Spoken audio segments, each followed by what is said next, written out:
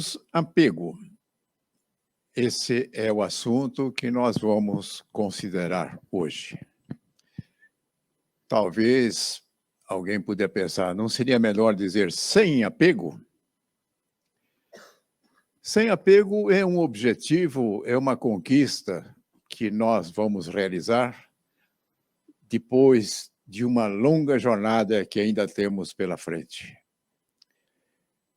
No estágio em que nós encontramos atualmente, nós podemos nos dedicar a reduzir o nosso apego. Daí o título Menos Apego. Consideremos alguns resultados, algumas consequências que o apego pode produzir em nossa vida.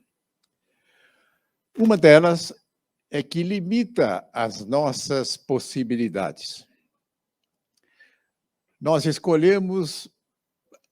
atribuímos preferência para objetos, para determinada situação, e temos dificuldade para considerar possibilidades que possam até ser melhores do que aquelas representadas por nossa escolha.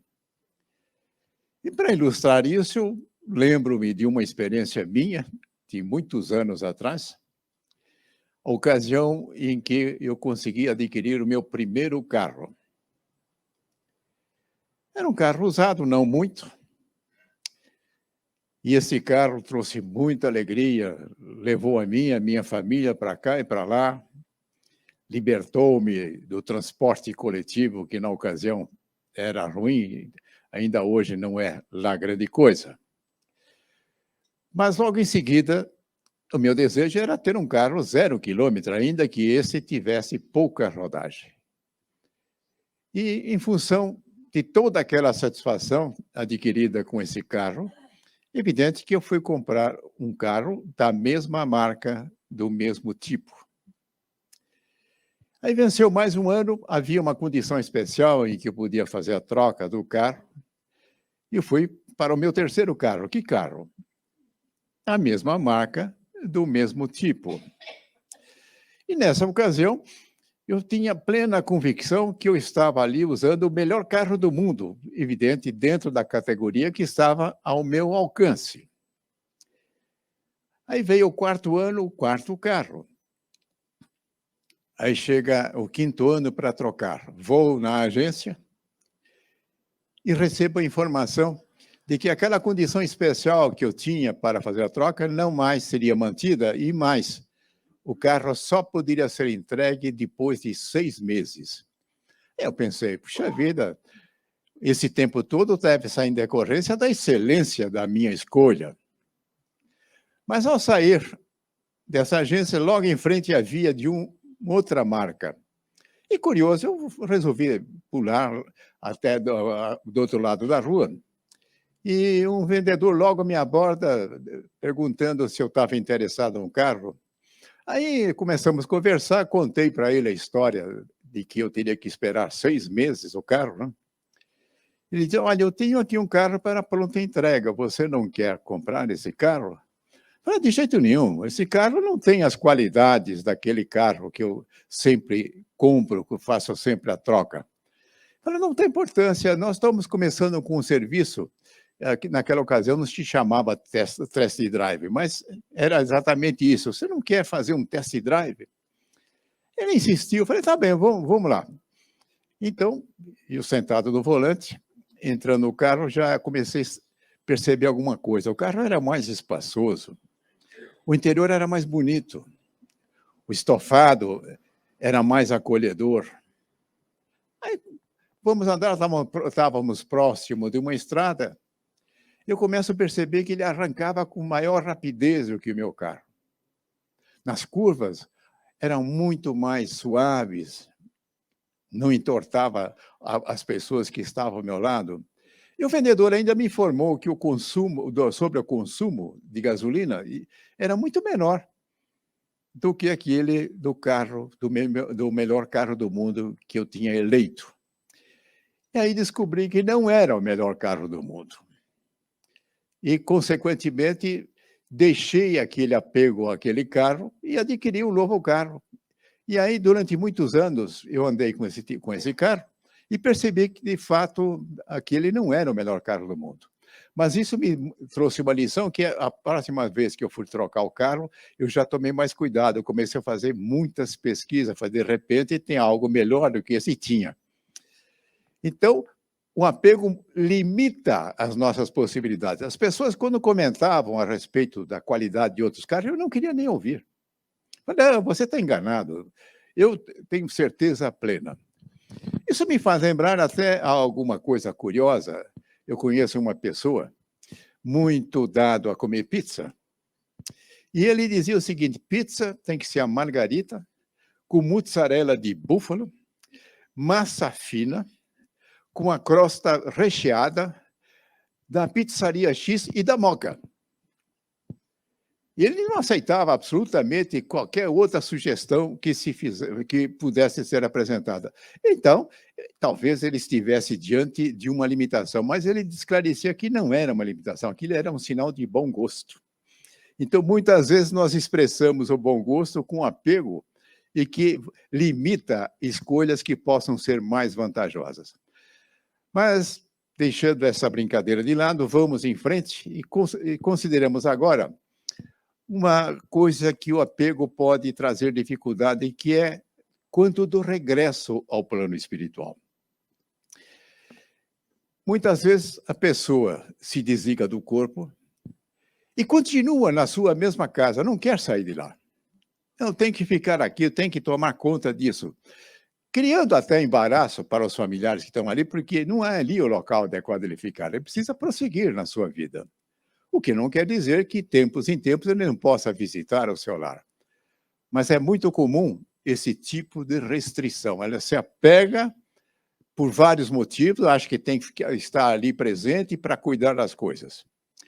E há um relato de um médium vidente que, visitando um museu, ele notou um móvel bastante interessante e, junto ao móvel, havia ali um espírito, ele era vidente.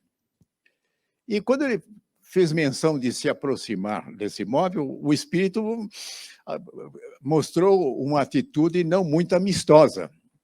Aí ele acabou conversando com o espírito: por que você está com receio de que eu me aproxime do seu móvel?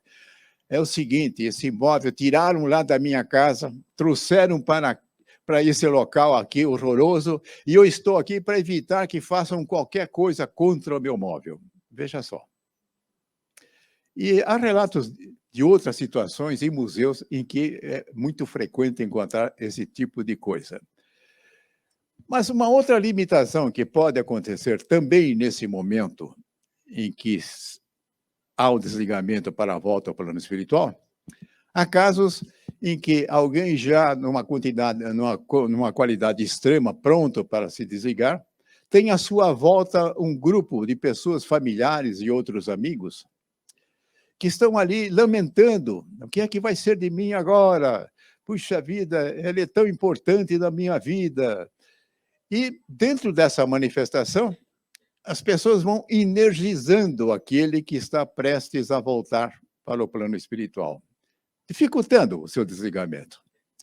Aí o plano espiritual, em situações como essa, costuma promover a melhora súbita. Então, fazem com que haja uma recuperação visível daquele que ali está.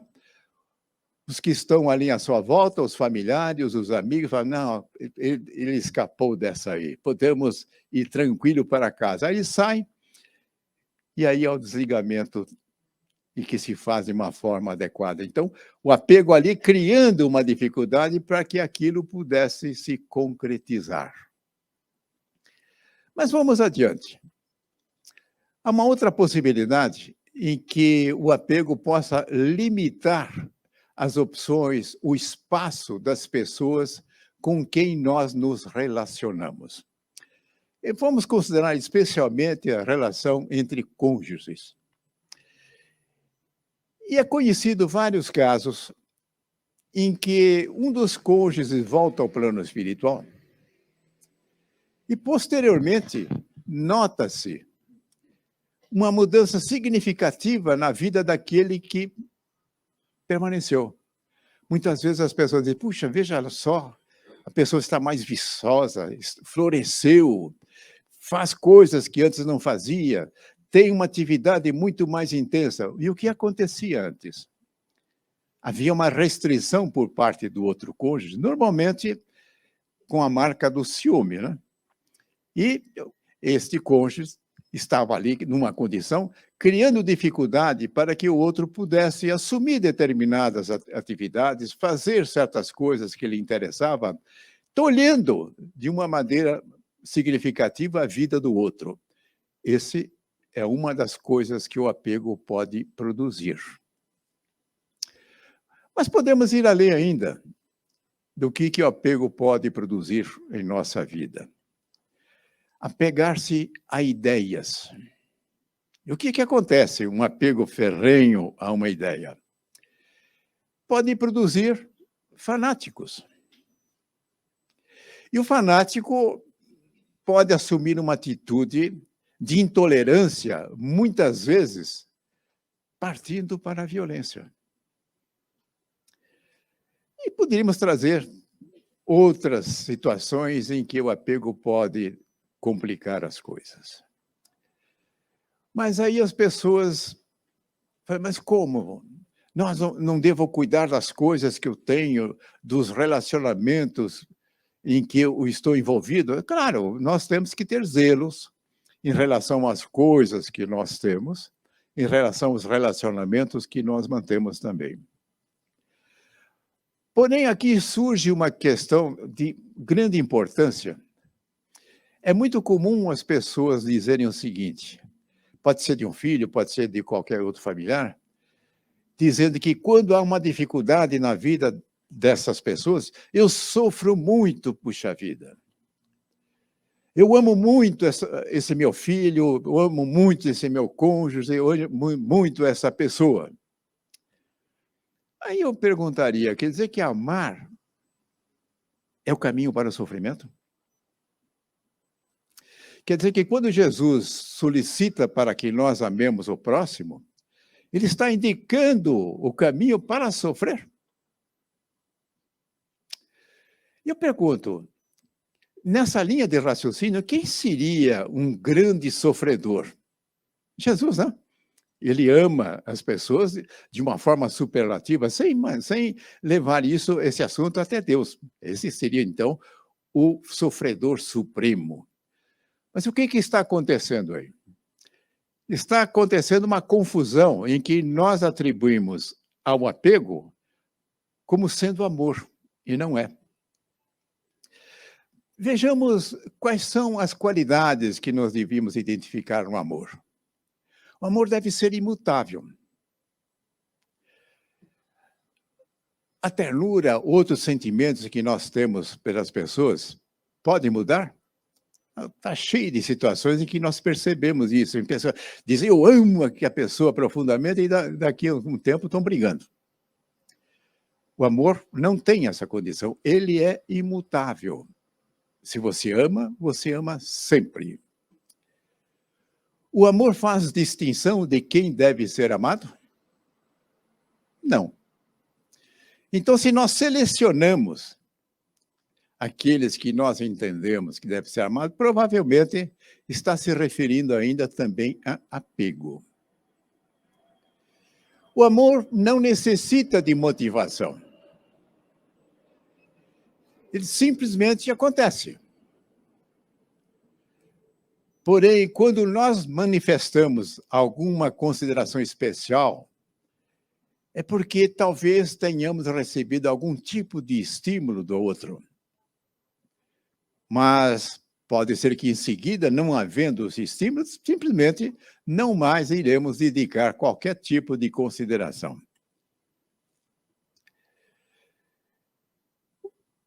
Nós temos que fazer uma diferença entre sentimentos, então ternura, carinho, consideração, isso são sentimentos. Amor seria um sentimento? Não. O amor é um estado de ser. É aquilo que na nossa essência nós somos. Bom, mas qual a importância disso? amor, aquele que vai se caracterizar como tal, atende aquelas características que eu falei. É imutável, abrangente, não requer nenhum tipo de motivação. Inclusive, o apego, de certa forma, cria uma dificuldade para que nós possamos manifestar o amor. Manifestar amor, onde é que está esse amor? O amor é a nossa essência. Nós somos amor. Fomos criados por Deus, Deus é amor, e por que nós não seríamos amor também? E poderíamos, nessa altura, fazer uma comparação entre nós e o Sol. O Sol irradia luz, irradia calor, sem impor nenhum tipo de restrição. Ele simplesmente ilumina e aquece indistintamente a todos e a tudo. Então, o amor é um sol que está dentro de nós. E que o apego, de certa forma, são nuvens que servem como anteparo, dificultando a manifestação do próprio amor. Então, na medida em que nós vamos reduzindo o nosso apego, daí porque eu disse menos apego, nós vamos diminuindo esses anteparos que dificultam a manifestação do amor. E vai chegar um dia em que poderemos dizer agora sem apego. E no momento em que isso acontecer, vai se manifestar de uma forma plena aquilo que nós somos, amor. Então percebam, isto não significa que nós podemos simplesmente tirar da nossa frente essa questão do apego. Talvez em relação a objetos, nós tenhamos maior facilidade em perceber que não há vantagem alguma em nós nos apegarmos às coisas e nem às situações. Já quando diz respeito às pessoas, isso torna-se uma tarefa mais complicada, porque normalmente o apego aí tem o interesse de atender à sua necessidade. O que vai ser de mim sem ele? O que vai ser de mim sem ela? Já ouvimos muito essa expressão, né? Então, de certa maneira, o apego nos alimenta dentro dessa condição em que nós nos encontramos ainda na nossa caminhada evolutiva. Isso não significa que nós não devamos ter apreço para as pessoas com quem nós convivemos. É claro que a indiferença total seria pior do que o próprio apego. Mas o que se quer é que nós possamos caminhar para essa outra etapa da manifestação do amor. E aquele que começa a manifestar o seu amor na sua plenitude, não tem zelo por aqueles com quem se relaciona? Claro que tem. E tem mais, este zelo se faz da melhor forma possível. Porque há um total equilíbrio daquele que está manifestando amor, enquanto que o apego nem sempre permite com que nós possamos visualizar com clareza qual é aquilo, qual é a coisa, qual é a providência, qual é a atitude, qual é o comportamento que nós devemos ter nos nossos relacionamentos. Então, certamente, esta é a condição que se apresenta no maior mandamento em que se diz para amar o próximo como a si mesmo e amar a Deus. Está se falando de nós caminharmos na direção de podermos manifestar aquilo que verdadeiramente nós somos. Nós somos amor. E com isso, nós vamos identificando, pelo menos já de pronto, de que esta condição, este verdadeiro sol que cada um de nós carrega, não é exclusivo nosso, todos têm isso. E é isso que Jesus ensina a amar. Não é o nosso comportamento, não é o nosso apego que Jesus ensina que deve receber o nosso amor. Não. É a nossa condição divina. Muitas vezes as pessoas têm dificuldade para entender isso, porque ouvem constantemente que nós somos imperfeitos, que nós só fazemos coisas erradas. E essa é uma visão totalmente equivocada. Será que Deus fez algo errado? não fez absolutamente nada de errado. Entretanto, ele nos constitui de uma essência divina que necessita ser manifestada. E a manifestação dessa essência se faz através por aquilo que nós vamos desenvolvendo nas nossas experiências, nas nossas múltiplas encarnações. E certamente nem sempre temos a habilidade e o cuidado necessário para fazer a melhor coisa. Mas isso não altera a nossa essência. Mesmo as coisas que são inadequadas mantêm a integridade da nossa essência.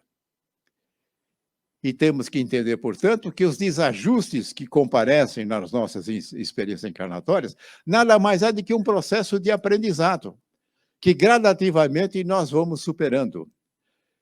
E a manifestação dessa nossa essência não se faz apenas em relação ao amor, se faz em toda a qualificação que nós possamos imaginar a nosso respeito, uma das quais nos coloca na condição de co-criadores.